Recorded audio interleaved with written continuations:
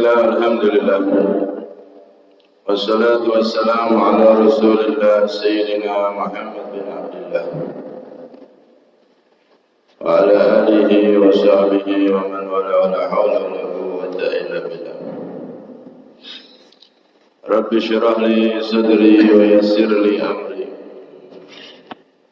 wa hlul 'uqdatam min lisani yafqahu qawli wa saddid lisani wa hadi qalbi bi haqqi sayyidina Muhammadin sallallahu alaihi wasallam. Astagfirullahaladzim ya ahla jahri wa ya ahla batin wa ya ahla nubati wa ya ahla nur. Amma ba'd. Qala al-musannif radhiyallahu anhu wa nafa'ana bihi fid dharain amin. Wa an Wabisah bin Ma'bad radhiyallahu anhu, dan dari sahabat Wabisah bin Ma'bad radhiyallahu anhu. Hadirin yang dirahmati oleh Allah Subhanahu wa taala, kita masih berada di hadis yang ke-27. Cuman di hadis ini ada dua riwayat yang maksud dan maknanya hampir sama. Yang pertama, hadis kemarin dari sahabat Nawas bin Sim'an, dan yang kedua dari sahabat Wabisah bin Ma'bad. Sahabat Wabisah bin Ma'bad ini beliau datang ke Rasulullah dan masuk Islam tepatnya di tahun 9 Hijriah, menjelang atau kurang setahun 2 tahun dari wafatnya Nabi SAW. Jadi di akhir-akhir hayatnya Nabi. Beliau datang ke Rasulullah bersama 10 temannya. Dan akhirnya mereka semua masuk Islam di depan Nabi sallallahu alaihi wasallam. Beliau umurnya cukup panjang, hampir 90 tahun. Dan beliau tinggal di satu daerah namanya Raqqah, di daerah Syam. Beliau wafat di situ dan dimakamkan di dekat menara Masjid Jami' yang ada di daerah Raqqah yang di negeri Syam tadi itu. Beliau ini seorang sahabat yang qari'an, kana qari'an. Beliau ahli baca Al-Quran. Setiap saatnya tidak lepas dari Al-Quran. Ini yang perlu kita hidupkan dalam diri kita. Kadang-kadang kita kaum muslimin ini Al-Quran sudah tidak disentuh. Nasihat untuk diri saya pribadi khususnya dan umumnya untuk semua. Kadang-kadang Al-Quran di rumah kita itu sampai berdebu, tidak disentuh. Padahal riwayat para sahabat, riwayat orang-orang soleh, manakib mereka, sejarah kehidupan mereka selalu erat dengan Al-Quran. Dari sahabat Rasulullah, ini sahabat Wabisah, selalu baca Al-Quran. Sahabat-sahabat yang lain, Sayyidina Utsman bin Affan, itu satu malam suntuk, 1 rakaat hatam Al-Quran. Setelah generasi sahabat tabi'in, Imam Abu Hanifah juga sama. Kalau malam 1 rakaat hatam Al-Quran setiap malamnya. Bahkan diriwayatkan sampai Imam Abu Hanifah itu ketika wafat di tempat ibadahnya, itu beliau sudah hatam Al-Quran 7,000 khutsmatin. Sudah hatam 17.000 kali hatam Al-Quran di tempat ibadahnya sampai beliau wafat. Beliau punya tempat mihrab, tempat ibadah khusus. Di situ beliau ibadah, zikir, baca Quran. Nah, yang dihitung oleh santri murid beliau, beliau hatam di tempat ibadahnya tersebut dan beliau wafat pas ibadah itu 17.000 hataman Al-Quran. Masya Allah. Betapa terangnya kuburan orang-orang yang seperti itu. Nah, kita ini kadang-kadang tahun tidak hatam Al-Quran. Ini khususnya untuk yang sudah bisa baca Al-Quran, diberi nikmat bisa baca Al-Quran, tapi Quran tidak disentuh sama sekali. Imam Syafi'i, imam ini, imam itu semuanya baca Al-Quran. Ada di Pasuruan itu namanya Al-Imam Al-Habib Ja'far bin Syekhon, itu sehari hatam Quran sekali.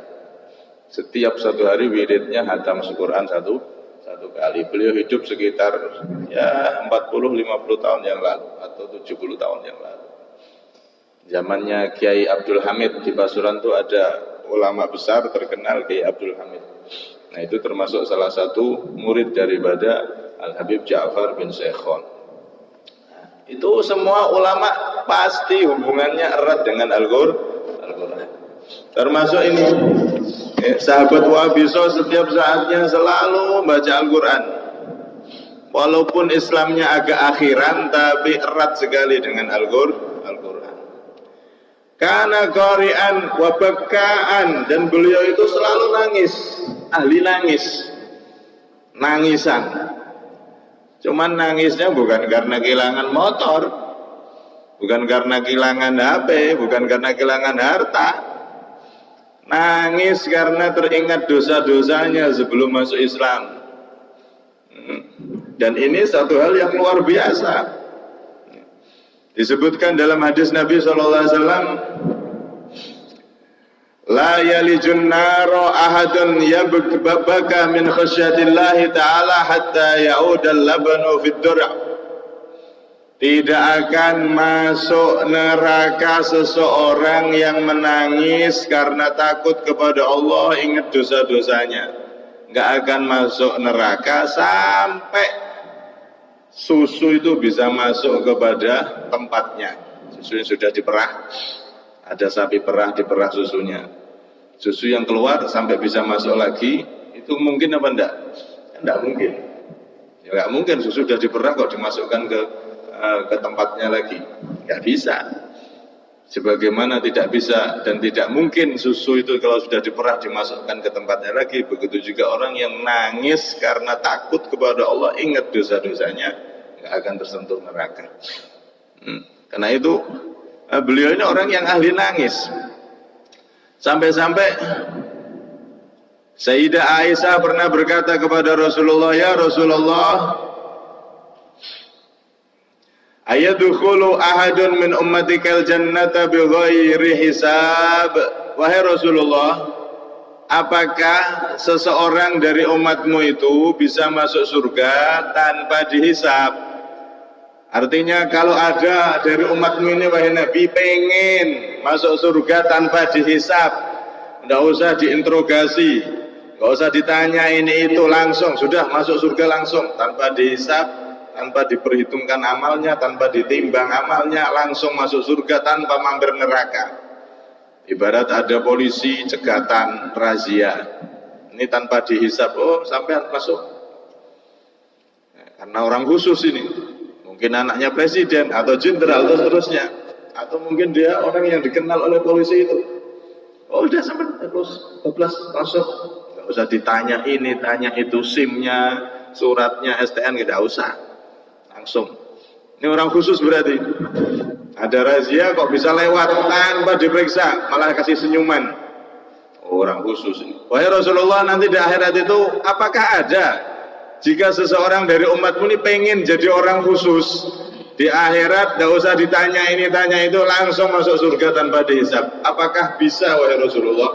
Apakah ada amalannya wahai Rasulullah? Maka dijawab oleh Nabi, na'am, iya. Bisa wahai Aisyah, siapapun dari umatku yang pengen masuk surga tanpa dihisab, bisa wahai Aisyah. Apa itu wahai Rasulullah? Man dzakara dzunubahu fabaka, yaitu orang yang tobat kepada Allah, ingat dosa-dosanya, kalau dia ingat dosanya nangis. Masya Allah.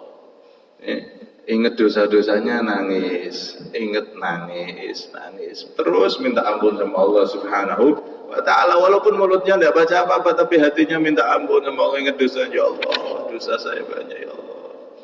Grantes saat ini.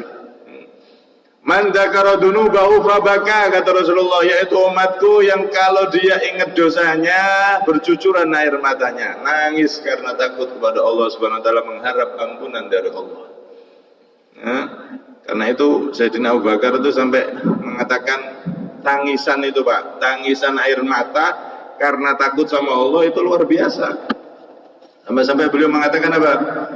Man istata'a an yabkiya falyabki wa man lam yastati' falyatabaki. Barang siapa, kata Sayyidina Abu Bakar As-Siddiq radhiyallahu anhu, barang siapa yang mampu untuk nangis, lebih-lebih kalau sendiri pas di tengah malam, walaupun 5 menit, 10 menit, dia sendiri, ya nggak harus di tengah malam, sudah waktu setelah subuh atau apa, merenung, madhep kiblat, nangisi dosa-dosa ini. Barang siapa yang mampu nangis, nangislah, kata beliau. Kalau nggak mampu, nggak bisa nangis, maka berusaha untuk nangis, pura-pura nangis, artinya acting untuk nangis. Sampai saking pentingnya nangis karena Allah itu harus dilatih maksudnya. Kalau kita nggak bisa, masih ingat dosa-dosa, nggak nangis, saking kerasnya hati mungkin. Ingat dosa nggak nangis, ingat maksiatnya nggak nangis, seakan-akan neraka itu apa? Nggak takut, nggak apa. Kalau nggak bisa seperti itu, maka berusaha untuk nangis. Acting nangis, latih untuk nangis. Karena tangisan karena ingat dosa, tangisan karena Allah, itu adalah luar biasa, luar biasa di sisi Allah Subhanahu wa Ta'ala. Sampai-sampai Sayyidina Abdullah bin Umar itu mengatakan begini, la'an adma'a dam'atan min khasyatillah ahabbu ilayya min an atasaddaqa bi alfi dinar. Sungguh, kata beliau, Sayyidina Abdullah bin Umar ini putra daripada Sayyidina Umar, terkenal menjadi ulamanya sahabat, termasuk ulama sahabat beliau, Sayyidina Abdullah bin Umar, pemuda, alim, dan jadi ulama yang sahabat. Beliau mengatakan, sungguh aku meneteskan satu tetes air mata karena takut kepada Allah, karena ingat-ingat dosa, teringat dosa, kemudian meneteskan satu tetes saja, satu tetes, apalagi kalau lebih, itu lebih aku sukai daripada aku bersedekah 1000 dinar. 1 dinar itu 2.300.000 atau berapa, anggap 2 juta kali 1000 berarti 2M. Satu tangisan yang keluar, satu tetes air mata yang keluar karena takut kepada Allah, itu jauh lebih aku sukai daripada aku sedekah 2M. Gampangnya itu. Ini menunjukkan keutamaan nangis ingat dosa kepada Allah Subhanahu wa Ta'ala. Karena itu orang-orang soleh itu setiap malam, bukan seminggu sekali, bukan sebulan sekali, setiap malam ada wirid dan nangis. Wirid, baca apa, nangis. Orang soleh itu semuanya rata-rata mereka kalau sudah tengah malam bangun pasti neteskan air mata. Ada yang sampai sesenggukan, sampai nangis tidak karu-karuan, sendirian, tidak ada yang tahu. Itu kebiasaan orang-orang soleh, karena satu tetesan itu harganya mahal. Tangisan karena takut kepada Allah, tangisan karena ingat akan dosa-dosa kita kepada Allah Subhanahu wa Ta'ala. Sampai seperti ini, satu tetesannya, kata beliau, ulamanya sahabat ini, itu lebih berharga, lebih besar pahalanya di sisi Allah daripada sedekah 1000 dinar atau mudahnya 2M. Masya Allah. Disebutkan juga oleh Ka'bul Ahbar. Ka'bul Ahbar ini dulunya orang Yahudi, pemimpinnya orang-orang Yahudi, Ka'bahnya para rahib. Jadi pemuka agama Yahudi itu kiblatnya ke beliau, Ka'bul Ahbar, disebut Ka'bul Ahbar.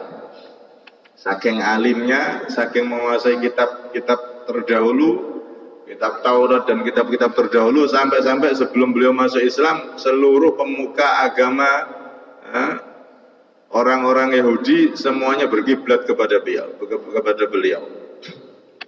Beliaulah yang menemukan beberapa lampir dari kitab Taurat yang disimpan di peti oleh ayahnya. Jadi ayahnya juga pemimpin rahib di agama Yahudi. Ada sekitar Taurat satu lembar, ada beberapa lembar yang menerangkan Nabi Muhammad, karena memang kitab-kitab terdahulu, kitab Taurat, kitab Injil dan kitab-kitab yang diturunkan oleh Allah yang asli, yang masih asli, itu semuanya mengkabarkan akan datangnya Nabi SAW, Nabi Muhammad SAW, Nabi akhir zaman. Itu Taurat yang menerangkan Nabi disobek sama ayahnya, disimpan di peti. Falamma fatahtuhu faida fihi nabiyyun akhrijun nabiyyun yakhruju akhiruz zaman. Mauliduhu bi Makkah wa hijratu bil Madinah. Ketika ayahku sudah meninggal, aku buka peti itu, ternyata ada lampiran-lampiran kitab Taurat yang disimpan oleh ayahku.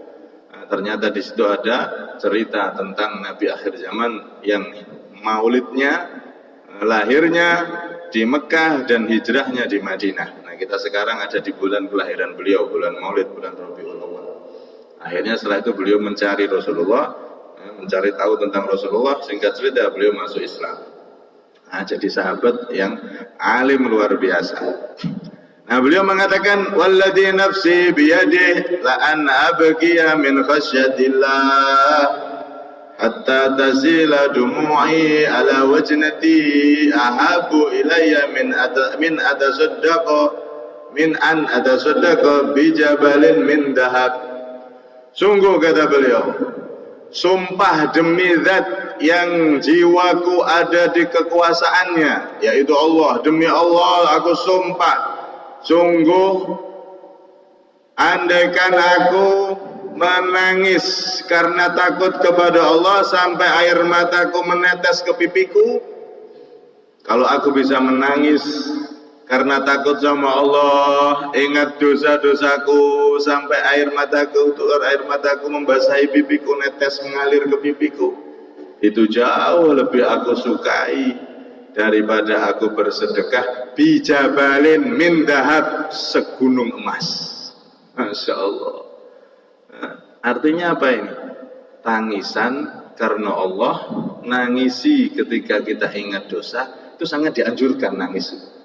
Nangis, ingat dosa, nangis, minta ampun sama Allah Subhanahu wa ta'ala. Pahalanya besar, bahkan melebihi sedekah segunung emas, kata Sayyidina Ka'bul Ahbar radhiyallahu anhu majma'in.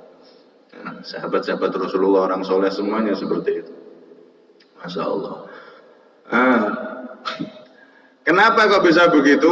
Karena tangisan itu biasanya keluar kalau sudah ingat dosa, itu keluar pasti karena takut sama Allah, berharap rahmatnya Allah, berharap ampunan Allah, merasa nggak punya apa-apa. Ya Allah, saya banyak dosa, ya Allah.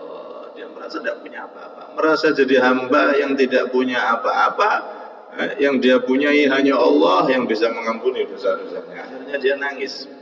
Tangisannya itu sangat mahal, sangat dicintai oleh Allah Subhanahu wa ta'ala. Karena itu di dalam salah satu cerita ada seorang ulama besar, Al-Imam Abdul Qadir bin Ahmad Segaf radhiyallahu anhu nafa'ana bih. Beliau ini pernah dulu ditanya tentang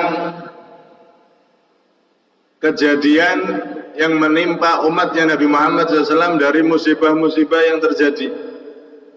Ada musibah ini, gempa, ada musibah gunung meletus, ada ini, ada itu, krisis ini, krisis itu. Walhasil umatnya Rasulullah ini sekarang memang secara jumlah itu banyak, tapi kekuatannya tidak ada dan musibah di mana-mana. Kekuatannya tidak ada dan musibah di mana-mana. Lihat bagaimana umat Islam di Palestina dipermainkan sama Israel, dijajah, ditindas dan seterusnya. Yang dulu pernah terjadi, yang di Myanmar sampai dibantai seperti itu zaman tahun berapa kemarin itu. Di sana, di sini semuanya umat Islam serba seakan-akan tidak punya kekuatan. Belum lagi bencana-bencana yang begitu luar biasa banyaknya, baik secara zahir ataupun secara batin. Banyak di antara umat Islam yang terkena bencana zahir seperti longsor dan lain-lain. Ada bencana-bencana yang lain, bencana secara batin, kemerosotan akhlak, jauhnya umat dari agamanya dan seterusnya dan seterusnya. Ditanya sama beliau, ya Imam, ini solusinya bagaimana agar umatnya Rasulullah ini bisa kembali bangkit, bisa kembali dan selamat dari segala macam cobaan dan ujian yang terjadi saat ini. Maka beliau ketika ditanya penyebabnya apa dan bagaimana langkah pertama agar bisa menyelamatkan umat ini, maka apa jawaban beliau, Pak? Apakah siapkan senjata yang hebat atau siapkan ekonomi yang kuat atau ini atau itu? Enggak, jawaban beliau langkah pertama, kenapa kok banyaknya musibah itu karena qallal bakka'unal qari'una libabil maula fi jawfil lail. Sudah sedikit sekali orang-orang yang menangis, yang mana mereka dengan tangisannya itu adalah mengetuk pintu rahmatnya Allah di tengah malam. Ini umat Islam ini seluruh dunia itu sudah sedikit di tengah malam di antara mereka yang menangis mengetuk rahmatnya Allah Subhanahu wa ta'ala. Artinya sudah semakin sedikit orang yang ibadah di tengah malam sampai nangis, doakan umat, doakan sesama umat Nabi Muhammad dan seterusnya dan seterusnya. Ini sudah sedikit dan jarang orang-orang seperti itu. Berarti kalau banyak di antara umat Nabi Muhammad menghidupkan ini, banyak yang nangis karena Allah, minta ampunan untuk dirinya, diteruskan untuk keluarganya, minta juga untuk sesama umat Islam, minta tolong Allah untuk dirinya, untuk keluarganya, untuk semua umat Islam, saling mendoakan dengan tangisan. Semua banyak yang nangis, maka umat ini akan bangkit. Umat ini akan ditolong oleh Allah Subhanahu wa ta'ala. Karena dari zaman Nabi Muhammad sampai zamannya para khalifah, para pemimpin-pemimpin Islam, umat Islam itu menang bukan karena hebatnya persenjataan, tapi karena hebatnya iman yang ada di hati. Hubungan mereka kepada Allah Subhanahu wa ta'ala erat. Banyak di antara mereka yang ahli ibadah dan bahkan menangis karena Allah Subhanahu wa ta'ala. Sebagaimana Nabi Muhammad SAW, beliau kullal lail, setiap malam nangisi umatnya, doakan umatnya, sampai-sampai saking tangisan yang begitu luar biasa, terseduh-seduh luar biasa, yang sudah sering kita ceritakan. Sampai Siti Aisyah mengatakan, ya Rasulullah, afala qad ghafarallahu laka ma taqaddama min dambika wa ma ta'akhkhar, bukankah telah engkau diampuni oleh Allah wahai Nabi? Andaikan kau punya kesalahan, dan kau tidak akan punya kesalahan karena engkau seorang nabi, seorang rasul, apalagi engkau adalah kekasih Allah, makhluk termulia di sisi Allah. Andaikan kau punya dosa pun akan diampuni oleh Allah yang lalu dan yang akan datang. Tapi para nabi tidak ada yang punya dosa, dijaga oleh Allah, maksum mereka. Ismatuhum kasairil malaika wajibatan wa fadlul malaika. Mereka dijaga oleh Allah dari semua dosa. Andaikan punya dosa, diampuni engkau wahai Nabi, kenapa engkau tangisanmu seperti ini?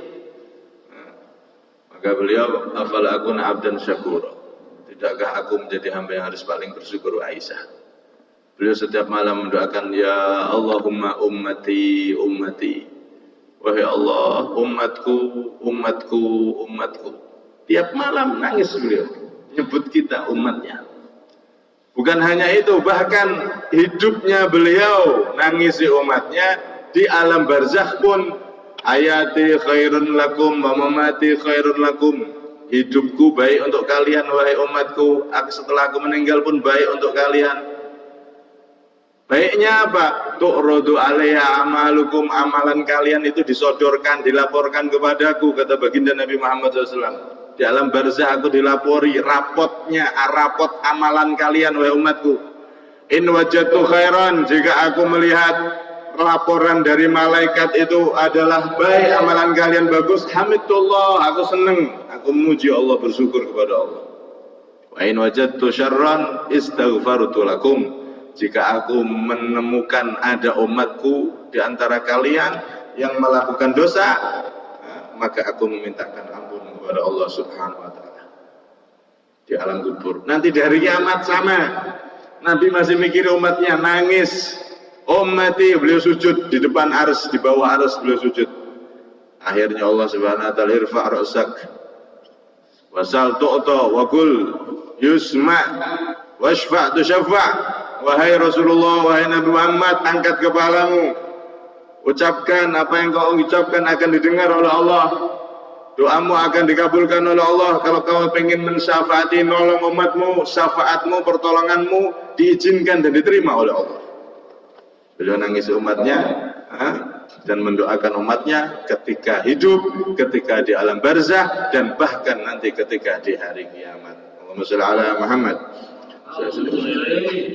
Karena itu ini pertama, langkah pertama agar umat Islam ini mendapatkan pertolongan dari Allah, rahmat dari Allah, agar jadi umat yang selamat secara zahir dan batin, maka harus semakin banyak di antara umat Nabi ini yang menangis di malam hari, menyendiri, memintakan rahmat untuk dirinya, keluarganya, dan untuk segenap umat Nabi Muhammad sallallahu alaihi wasallam. Semakin banyak orang-orang yang di malam hari menangis, meminta ampun untuk dirinya, untuk orang tuanya, untuk keluarganya, dan untuk saudara-saudaranya dari kaum muslimin, maka semakin berkucuran rahmat Allah yang diturunkan untuk umat Nabi Muhammad sallallahu alaihi wasallam.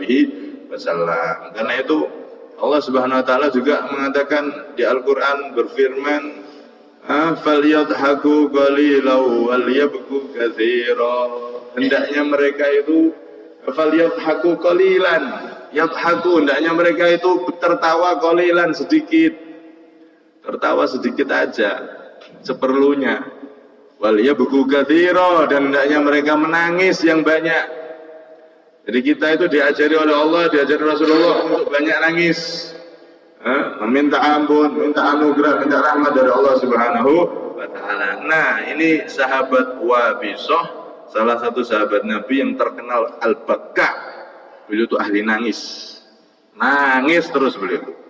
Tiap harinya, setiap saatnya selalu menangis, mendoakan dirinya, mendoakan teman-temannya, mendoakan umatnya Nabi SAW, sampai terkenal Wabisah bin Ma'bad al-Baka. Beliau adalah orang yang ahli menangis karena Allah Subhanahu wa taala. Semoga kita bisa belajar, belajar untuk menangis ketika menyendiri, tidak ada satupun yang tahu.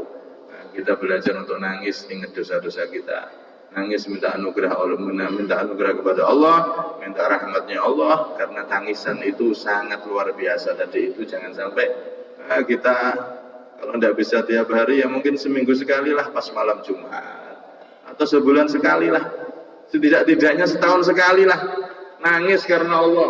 Jangan sampai berlalu umur kita tanpa ada tangisan karena takut kepada Allah, karena pengen minta ampunan atas dosa-dosa kepada Allah Subhanahu wa taala. Jangan sampai berlalu umur kita tanpa ada tetesan air mata yang keluar karena takut kepada Allah, minta ampunan Allah.